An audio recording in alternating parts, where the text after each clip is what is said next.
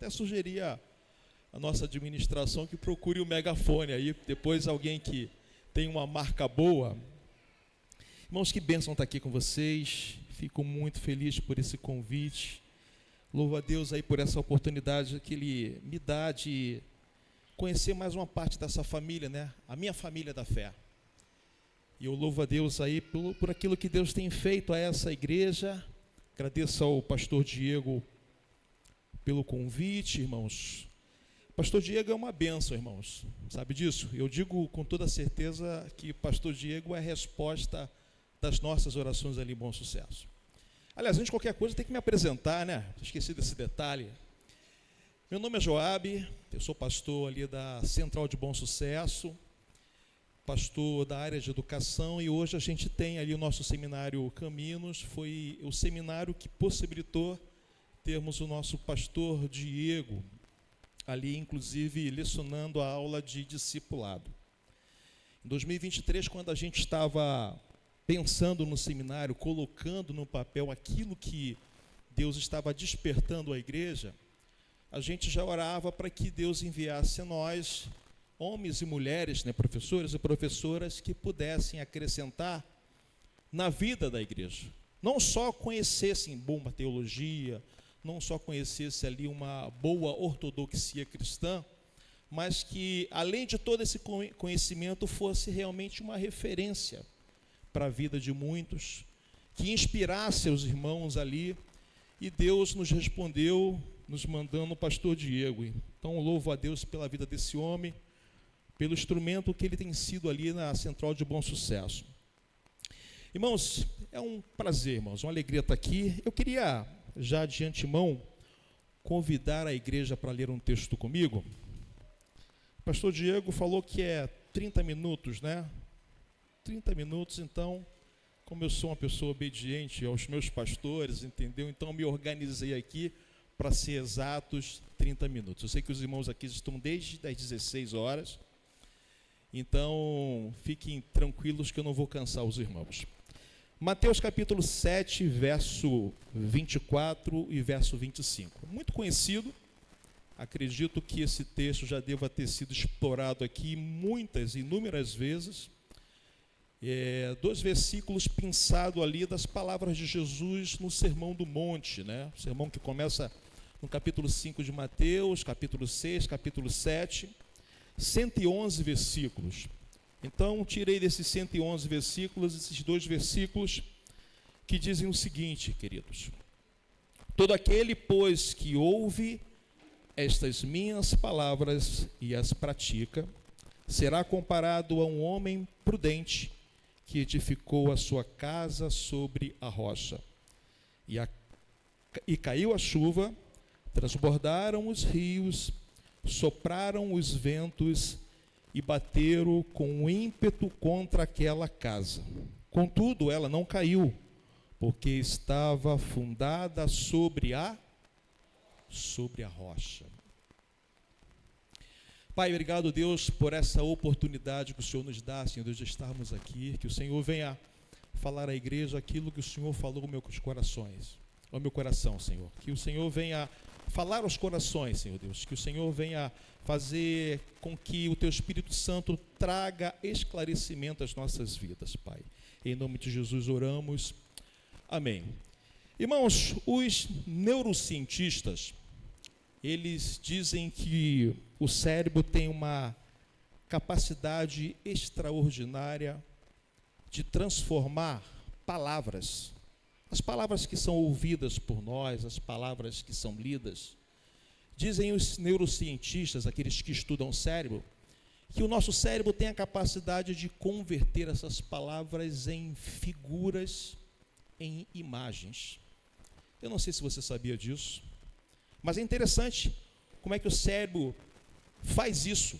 Diz os neurocientistas que há ali uma espécie de mobilização no cérebro. Ele ativa 5 regiões: a memória, os sentidos, e de forma involuntária nós ouvimos ou lemos e o cérebro converte em uma imagem, em uma figura. Para exemplificar bem para os irmãos, Quando eu falo a palavra amor, qual é a figura que vem à mente dos irmãos? Tem, irmãos? Um coração, né? Alguns lembram do coração, outros vão lembrar da aliança, outros vão lembrar do rosto do amado ou da amada, não é isso? Tem alguns irmãos aqui que não tem na lista de contatos do telefone, não tem o nome do esposo, mas tem ali, amor. Quando a pessoa liga, tem ali, já sabe que é ou o namorado, a namorada, o noivo, a noiva, o esposo, a esposa. Outro exemplo, irmãos. Se eu pedir para vocês, não pensem numa cachoeira. Acredito que todos pensaram numa cachoeira. Acredito que inclusive sentiram até o frio da água. Não é verdade, irmãos? O cérebro tem essa capacidade, queridos. Mas por que eu estou falando isso, irmãos? E eu explico para os irmãos. Pastor Diego, quando me fez o convite para estar aqui nessa noite falando, falou: pastor, o convite vai começar, o culto vai começar por volta das 16 horas, vai ser o Domingo Família, e nós estaremos lá, e vai ser uma bênção, e a temática vai ser famílias fortes, igrejas fortes. Famílias fortes e igrejas fortes. Imagine vocês, irmãos, qual foi a figura que me veio à mente quando o pastor disse famílias fortes, igrejas fortes. Está aqui, ó. Uma corrente, irmãos. Uma corrente e os seus elos. A imagem que me veio à mente de famílias fortes, igrejas fortes, foi justamente a corrente representando a igreja. Se a corrente representa a igreja, o meu cérebro que mostrou para mim também que cada elo representa o que, queridos? As famílias. As famílias. Entenderam bem, irmãos? As correntes representam a igreja e cada elo representa as famílias. Então podemos dizer que as famílias estão para a igreja, assim como os elos estão para essa minha corrente, queridos. Mas é interessante, irmãos, que a corrente, assim como a igreja, ela tem um propósito. Ela existe para cumprir um propósito.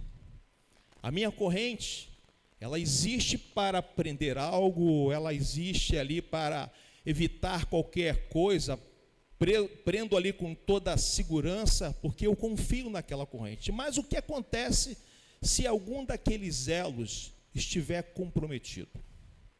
O que acontece se algum daqueles elos estiverem enferrujados, estiverem trincados, estiverem corroídos, irmãos? Isso mostra para mim que qualquer tipo de pressão que se faça naquela corrente, pelo fato daquele elo estar totalmente comprometido, eu posso dizer que quando é feita aquela pressão, aquela corrente, ela pode romper com muita facilidade. Não sei se vocês já tiveram a experiência de ter uma corrente arrebentada porque um daqueles elos estava danificado. E da mesma forma, irmãos, a igreja de Cristo.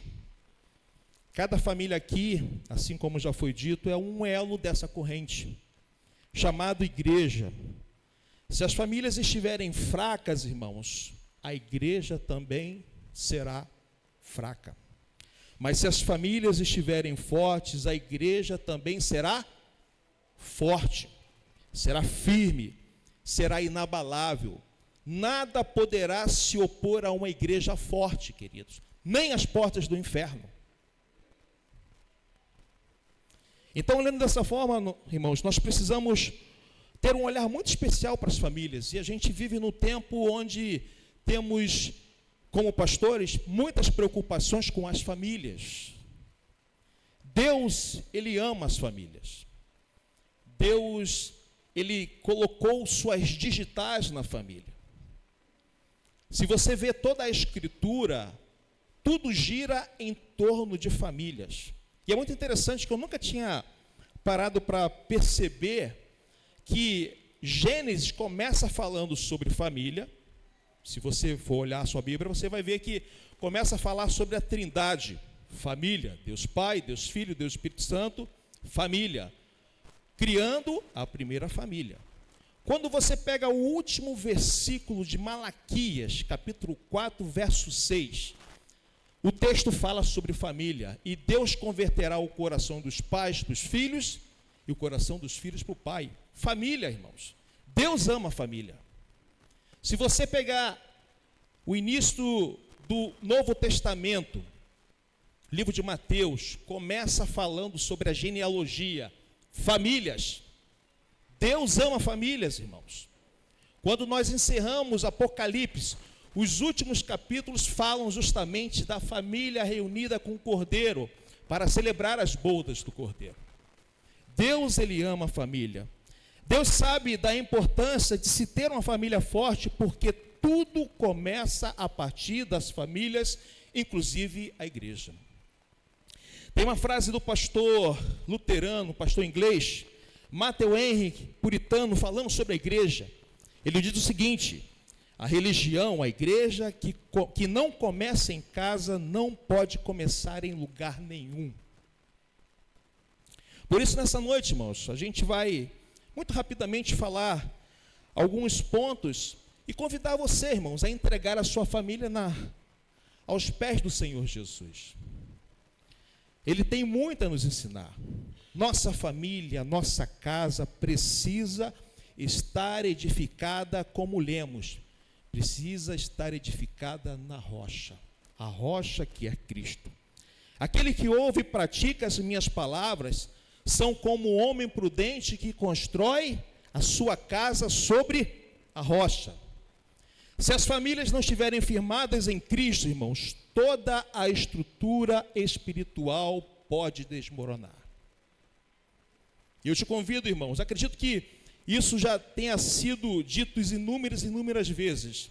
Se você quer ter sucesso na sua família, irmãos, você não consegue ter sucesso se essa sua atuação não passar por Cristo.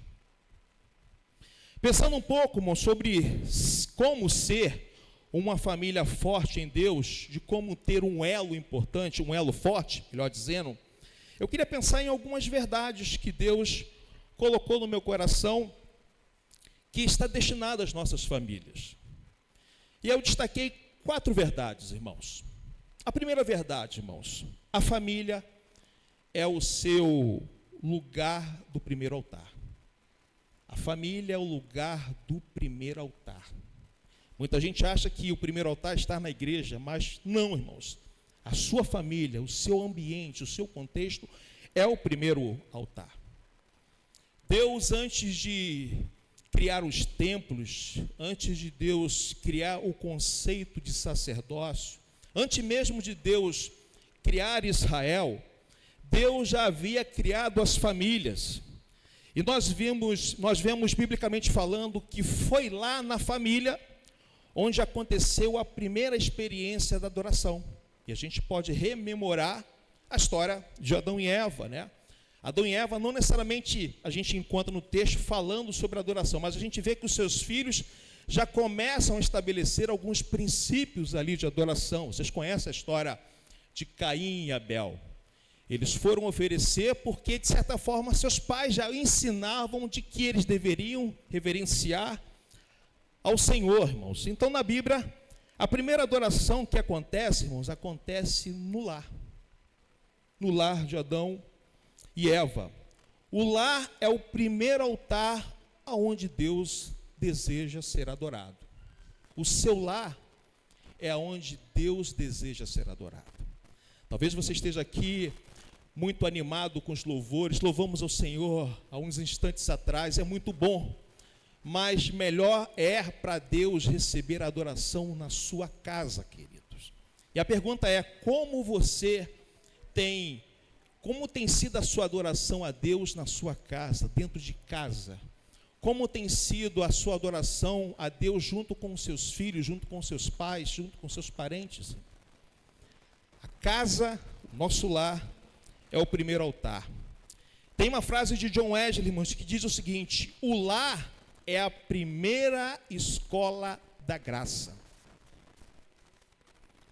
O lar é a primeira escola da graça. E é no lar, irmãos, que a gente aprende a orar. Não é aqui com o pastor Diego, apesar de toda a boa vontade que o pastor Diego tenha, mas é no lar que nós ensinamos os nossos filhos a orar ao Senhor. É no lar que nós ensinamos os nossos entes queridos a ter um relacionamento com Deus, a aprender sobre Deus a partir da palavra, queridos.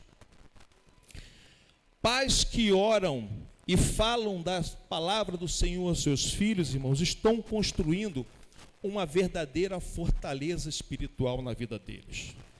Uma fortaleza que nada, irmãos, pode se opor. Eu lembro sobre essa questão da importância de ensinar os filhos a orarem, a buscar a Deus. Eu queria compartilhar algo que aconteceu com a minha avó materna, irmã Sinésia. Não sabia ler e escrever, não sabia ler a Bíblia, mas sabia orar. Minha avó orou durante 20 anos para que Deus salvasse o meu avô, uma capixaba do município de Itaoca, Espírito Santo. Meu avô alcoólatra, já vinha de uma geração de alcoólatra, e minha avó, com aquela responsabilidade de ensinar os filhos o caminho do Senhor, ensinava-os a orar. Não podia ler a Bíblia porque não sabia ler. Ensinava-os a orar. E a oração daquela família, 17 filhos, irmãos. Quase uma igreja, né, pastor Diego? 17 filhos. Ensinando. É claro que ela faleceu com o nascimento do 17º filho. 16 filhos foram cuidados com muito carinho, orando toda noite. Quando iam pegar aquelas estradas, e a gente viu aquele breu aqui, né, sem luz, imagine aquelas estradas, não sei se você teve a oportunidade de caminhar no interior, naquelas estradas escuras, com aquela fileirada de filhos, mas caminhando o Senhor e orando para que Deus salvasse o meu avô. Deus atendeu a oração daquela mulher, porque o meu avô se converteu e 2 anos depois Deus levou a minha avó Sinésia. E agora estava sobre a responsabilidade dele levar os filhos para a casa do Senhor e continuar orando. E eu digo, irmão, com toda certeza, a minha vida, como a vida de muitos outros netos e bisnetos, eu posso dizer que nós já estávamos sendo lembrados por essa oração, uma oração de um analfabeta, irmã Sinésia. Então, querido, vale a pena você investir tempo, vale a pena você dedicar a sua vida ensinando o seu filho a adorar ao Senhor, a orar ao Senhor, a conhecer Ele a partir da palavra, irmãos, porque a sua casa é o seu primeiro altar de adoração. Amém, irmãos? A gente vê como, até uma história muito conhecida da Bíblia, a história de Timóteo. Paulo, ele começa a ficar impressionado como aquele jovem que vai se tornar mais à frente um pastor de uma grande igreja na cidade de Éfeso, como aquele jovem consegue de forma muito cuidadosa, né? Foi ensinado por sua avó e por sua mãe. E Paulo fala, essa fé não fingida, que veio da avó, da mãe, e passou agora para Timóteo, e com toda certeza Timóteo passou para outros. A gente não sabe, mas eu creio que as bênçãos de Deus, elas sempre são contínuas, irmãos. Então, todo aquele investimento que você faz no seu filho, seja na oração, ensinando a orar, ensinando a ler a Bíblia, a conhecer o Senhor, irmãos, isso vai dar continuidade. A igreja vai se fortificar. Quanto mais as famílias forem fortes em orações, na oração, quanto mais as famílias forem fortes no conhecer a Deus a partir da palavra, mais fortes as igrejas serão. Lembre, irmãos, o seu lar é o primeiro altar onde Deus deseja ser adorado. A segunda verdade, irmãos, a segunda verdade é que a família, ela é a semente da igreja. A sua família é a semente da igreja. Martim Lutero, grande reformador, disse: o lar cristão é a semente da igreja. Mas o que significa uma casa ser a semente da igreja? Significa, irmãos, que tudo começa dentro de casa.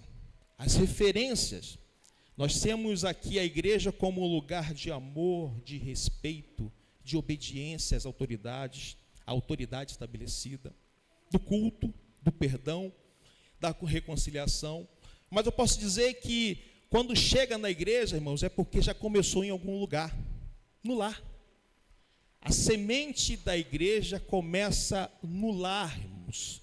É lá onde você vai ensinar, aonde você vai desenvolver o amor de Cristo, aonde você vai desenvolver a reconciliação, o perdão, o amor a Deus. Tudo começa no lar, irmãos. Tudo começa entre família. A casa onde há essas referências se torna, irmãos, com toda certeza, quando há essa preocupação no lar, isso torna-se uma extensão do reino de Deus, queridos. Mas na casa onde não há isso, irmãos, a gente pode ver, aonde não há essa preocupação de seguir os princípios de Cristo, uma casa onde há violência, onde há desrespeito, onde há falta de diálogo, irmãos, isso inevitavelmente vai refletir dentro da igreja, queridos. Nós temos vivido alguns momentos ali interessantes, Bom Sucesso. Nós temos trabalhado com alguns irmãos, assim como a gente vê toda essa preocupação do pastor em poder atender a todos, discipular, pelo menos uma boa de uma conversa. Eu tenho tido a oportunidade de discipular um desses jovens, irmãos, recém-casado, mas que de um tempo para cá começou a cair. O que está acontecendo? Poxa, ele queria tanto casar, agora casando, acredito que o problema foi resolvido. Mas interessante, irmãos, é que o casamento não trouxe felicidade por algumas coisas que estavam acontecendo. E conversa vai, conversa vem. Ele conseguiu abrir o coração. Pastor, estou passando por isso. E a gente vai orar para que, eu dizendo para ele, para que isso seja neutralizado. Porque se você vive em casa, inevitavelmente você vai viver isso na igreja. Você vai estar na igreja mascarado, você não vai ser você. Então, nós cremos no Deus que pode mudar a realidade. Nós queremos um Deus que pode transformar o caos no lugar perfeito. Queremos um Deus que transforma o caos em ordem. E oramos por esse jovem e louvamos ao Senhor porque Deus continua ouvindo as nossas orações. É claro que muita coisa precisa ser mudada, mas nós já identificamos o problema, que o problema estava dentro de casa. Talvez, irmãos, isso que eu estou compartilhando com vocês, dessa experiência desse conhecido, talvez seja a sua experiência dentro de casa. Talvez você esteja aqui, mas sabe que dentro de casa não é, até você gostaria de ser, né? Que fosse algo melhor, mas não é. Talvez seja o momento de você abrir o coração com alguém, com algum conhecido, com o seu pastor. Irmãos, nós cremos no poder do Senhor Jesus. Nós cremos que o poder do Senhor pode neutralizar qualquer investida de Satanás que aconteça dentro do nosso lar. Às vezes Satanás tenta nos desestabilizar, irmãos. E é isso a função dele, é desestabilizar o crente. Porque ele sabe que se o crente estiver desestabilizado, isso vai refletir dentro da igreja, queridos. Então, irmão, se você tem vivido algo do tipo, irmãos, procure ajuda. O Senhor Jesus tem algo para você, queridos. Tem milagre para a sua vida. Não há como termos uma comunidade de fé saudável, irmãos, com lares destruídos. Por isso essa responsabilidade é grande. Os pais cristãos não estão criando apenas filhos, estão criando discípulos.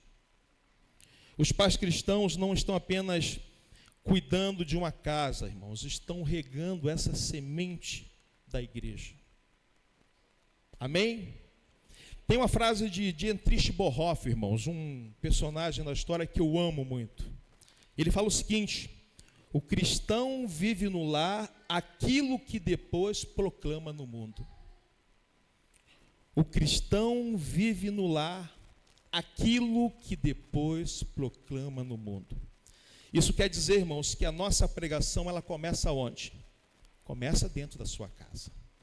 A nossa pregação começa na sua mesa de jantar, no meio dos seus parentes. A nossa pregação começa no nosso quarto de oração, orando junto com os nossos filhos. A nossa pregação começa nos cômodos da nossa casa, resolvendo os conflitos no nome do Senhor Jesus. Terceira grande verdade, irmãos. Vou tomar uma aguinha, tá, irmãos? Que eu estou metralhando aqui. Rapaz, eu achei que fosse a xícara que tivesse ao contrário aqui. Pensei que fosse pegadinha, pastor. Falei, meu Deus do céu. Essa altura do campeonato já está grudando aqui. Terceira verdade, irmãos. A família cristã é chamada a ser testemunha no mundo, irmãos. Sabia disso, irmãos? A sua casa, ela é uma fonte de testemunhos. E aí, gera em mim uma preocupação, né? Que tipo de testemunho eu estou passando para as pessoas próximas a mim? Jesus diz, vós sois a luz do mundo. Então, irmãos, com toda certeza, a primeira luz que deve brilhar, ela não deve brilhar aqui dentro da igreja ou no púlpito. A primeira luz, a sua luz, você foi chamado para ser a luz, deve brilhar aonde? No seu lar, querido, na sua casa. Uma família em Cristo é um farol que ilumina, irmãos. Ilumina os vizinhos, ilumina as pessoas ao redor, ilumina os seus amigos do trabalho.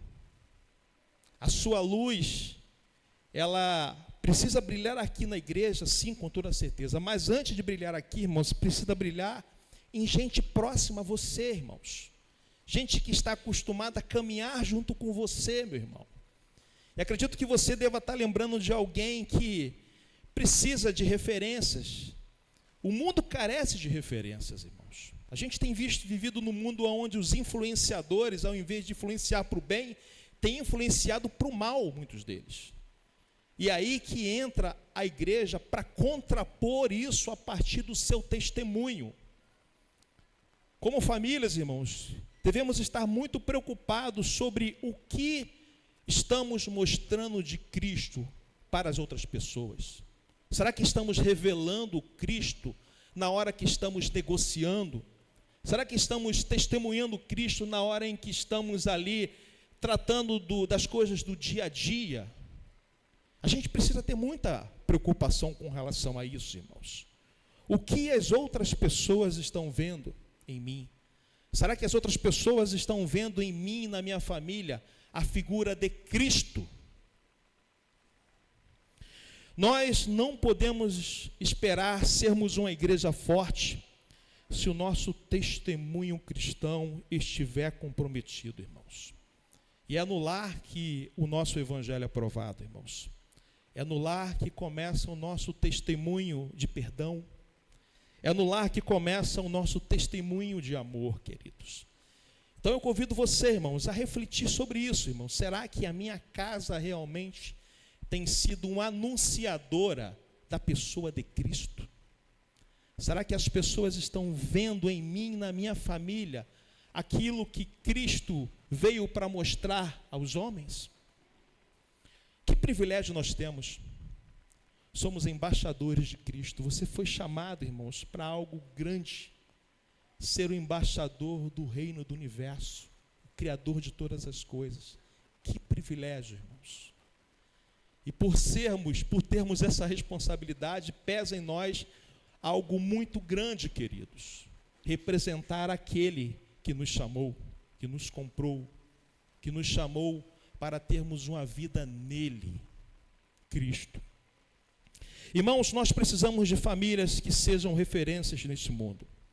Famílias que mostrem Cristo onde quer que estejam, para que todos vejam a luz de Deus brilhando em nós. Mateus capítulo 5, verso 16, é um versículo que eu amo muito. Assim brilha a luz de vocês diante dos homens, para que vejam as suas boas obras e glorifiquem ao Pai de vocês que está nos céus. Primeira verdade, família é lugar do primeiro altar. Segunda verdade, família é semente da igreja. Terceira verdade, família é chamado a ser uma testemunha no mundo. E a quarta verdade, irmãos, família saudável só em Deus. Eu achei muito interessante aquele dizer ali, uma igreja saudável. Eu creio que aqui realmente é uma igreja saudável, irmãos. Porque quem domina isso aqui não é o pastor Diego, é o Senhor. É Deus, irmãos. Então, aonde está Deus, aonde há temor de Deus, irmãos, há um povo saudável, queridos. Amém? Você se considera alguém saudável diante de Deus, irmãos? Se você se considera, irmãos, então a sua igreja é sim uma igreja saudável, irmãos. Irmãos, para sermos famílias saudáveis, nós precisamos buscar ajuda em Deus, irmãos. Deus é a fonte de tudo. Tem uma frase que a gente já deve ter ouvido inúmeras vezes: a família é um projeto de Deus. E realmente é. Qualquer problema que você tenha, qualquer problema que tenha deixado você doente, qualquer problema que tenha tirado a saúde de você, eu digo para você, procure o idealizador da família, que é o Senhor, que é o Senhor Deus. Ele tem a resposta para a sua vida. Ele tem a resposta, ele tem o remédio para a sua vida, queridos. Nós precisamos, de vez em quando, voltar, ao médico dos médicos, aquele que é especializado em tratar famílias. E o nosso Deus, ele é expert em tratar das suas famílias, porque ele ama a família, irmãos. É ele que tem a resposta para a sua família. É ele que é a resposta para as famílias nesse mundo. Temos visto o diabo investir tantos dardos, tantos ataques às famílias. Temos visto famílias doentes, totalmente desequilibradas. E a igreja precisa dizer para essas famílias que há uma resposta, há um remédio. E esse remédio somente em Jesus. Esse remédio, o remédio que elimina as nossas doenças, nossas fraquezas, somente em Jesus. Uma família saudável é aquela que busca Deus, não é aquela que deixa Deus de fora, irmãos. Famílias fortes não é aquela que não tem problema, mas é aquela que decide resolver os seus problemas com Deus no centro. Um lugar que se rende a Cristo se torna um lugar saudável e também um lugar de cura, de paz e de vida, irmãos. Você crê, irmãos, que o Senhor está aqui nessa noite, podendo restaurar qualquer família, irmãos? Eu queria que você se colocasse de pé, irmãos. Nós já estamos finalizando, sabemos que os irmãos estão aqui desde as 16 horas. E como eu disse, a minha preocupação é não cansar os irmãos. Acredito que Deus já tenha falado ao coração de muitas famílias ao longo de toda essa programação. Mas a gente também não pode deixar de falar, irmãos, de que Deus está interessado e continua interessado na sua família, irmãos. Falamos aqui, Ele é a resposta que você tanto precisa. Talvez a sua família esteja realmente saudável diante de Deus, mas você talvez possa nesse momento estar lembrando de uma família que precisa de Deus, e talvez seja a sua vida um canal que Deus quer usar para que ele encontre Deus, irmãos. Somos chamados para sermos uma família saudável em Cristo. E o nosso papel, irmãos, é fazer com que outras famílias venham a conhecer isso que tanto nos alegra, irmãos. Isso que tanto nos motiva para estarmos aqui, mesmo com falta de luz, mesmo com ausência disso ou daquilo, irmãos. É satisfatório estar na casa do Senhor, estar em família, irmãos. É bom, irmãos, é bom demais, queridos. Eu sei, irmãos, que o nosso Deus, ele tem poder, irmãos, para restaurar toda e qualquer família. Não existe nenhuma família que possamos dizer assim, não tem mais jeito, irmãos. Graças a Deus, Deus tem dado muitas oportunidades de ver realmente que o Senhor continua ainda muito fiel à sua palavra de restauração nesse tempo, irmãos. Tenho tido a oportunidade de ver muitas famílias sendo restauradas, irmãos. O Senhor Jesus é a resposta para esse tempo, queridos. Eu queria orar com você, meu irmão. Eu não sei se você aqui, se tem alguém aqui que não conhece ao Senhor Jesus. A gente também não pode perder a oportunidade. Não sei se você ainda não teve um encontro com esse Deus que restaura famílias, e talvez você esteja aqui com essa oportunidade de sair com Ele no seu coração, irmãos, levando o Senhor Jesus para dentro da sua casa, irmãos. É isso que precisamos, ter o Senhor Jesus como alguém que participa do nosso meio familiar, irmãos. Ele não pode ficar de fora. Eu queria orar, irmãos, pela sua vida. Eu queria fazer algo que Deus colocou no meu coração, irmãos. Eu queria que, se pudéssemos nos colocar de joelho, irmãos, entregando as nossas famílias e entregando as outras famílias, para que Deus venha trazer, irmãos, cura nesse tempo. Se você puder, fique de joelho, irmãos. Estaremos agradecendo a Deus, irmãos, por aquilo que Deus falou aos nossos corações e pedindo que Deus venha visitar as nossas famílias. Vamos orar. Pai, obrigado, Deus, por essa oportunidade que o Senhor nos dá nesta noite de estarmos reunidos em família, Pai. Queremos, Senhor Deus, reconhecer que sem Ti não podemos dar um só passo, Senhor. Queremos reconhecer que o Senhor não pode ficar de fora das nossas famílias. O Senhor é importante, Pai, porque é o Senhor que nos sustenta nesse tempo. Pai, queremos entregar a cada uma dessas famílias que estão aqui representadas nessa noite, Pai.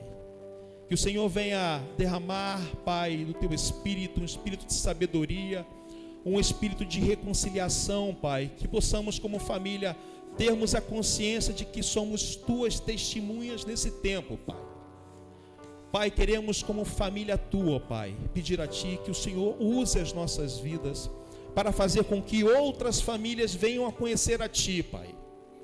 Pai, visita, Senhor Deus, as nossas casas, visita os nossos filhos, visita, Senhor Deus, as esposas, os esposos, os avós, os avós, visita, Senhor Deus, os nossos parentes.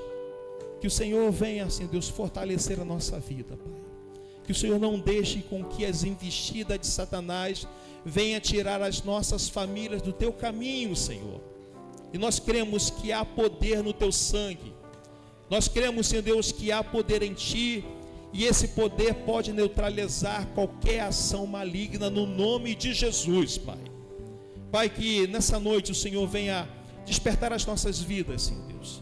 Que possamos terminar esse dia consciente, Pai, de que a nossa casa, Senhor Deus, é algo importante. O Senhor precisa ser adorado lá, Pai. Pai, então ensina-nos, Senhor Deus. Ensina-nos de como agir diante dos nossos filhos, diante, Senhor Deus, dos nossos pais.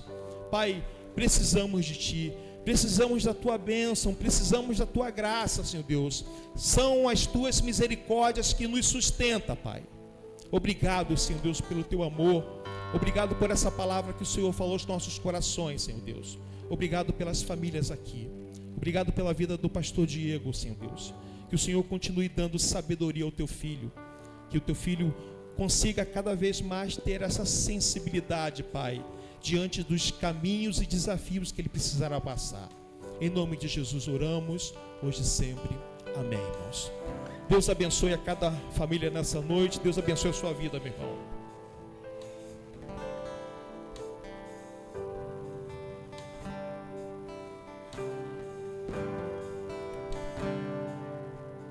Te agradeço pela minha família